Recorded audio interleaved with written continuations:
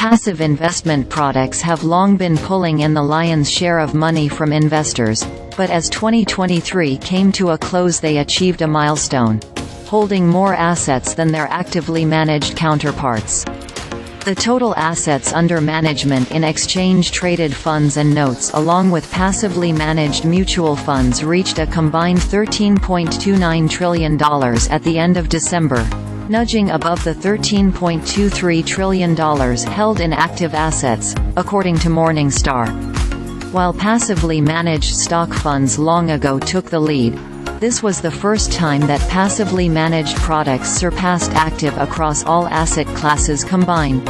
"It's been a long time coming," said Nicholas Colas, co-founder of Data Trek Research and one of Wall Street's closest trackers of the ETF industry since it first started drawing investor attention. Last year with equities it was a very difficult year for active outperformance.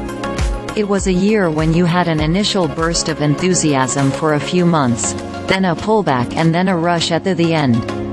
Kind of a nightmare scenario for an active manager. Indeed, just in large-cap blended funds alone, passive funds raked in a net $192.8 billion for the year while active funds lost $48.6 billion, Morningstar reported. Large-cap growth funds saw a net $38.3 billion move to passive funds while active lost $91.2 billion. That movement in money accompanied a rough year for stock pickers. Just 38% of large-cap active funds outperformed their Russell Index benchmarks, down from 47% in 2022 although around the long-term average, according to Bank of America.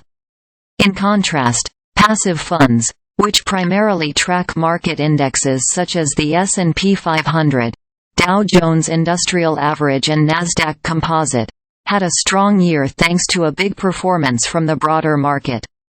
The S&P 500 alone had a 24% return for the year. "You had to be right there when the liftoff happened going into November and December," Colas said. In many ways, it was the hardest possible environment for active managers to keep their cool, stay focused and not get overly optimistic or pessimistic.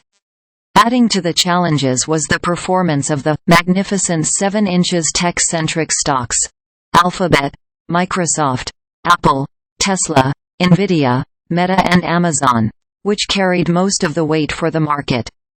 The Nasdaq 100, which is weighted towards technology, exploded 55% higher last year.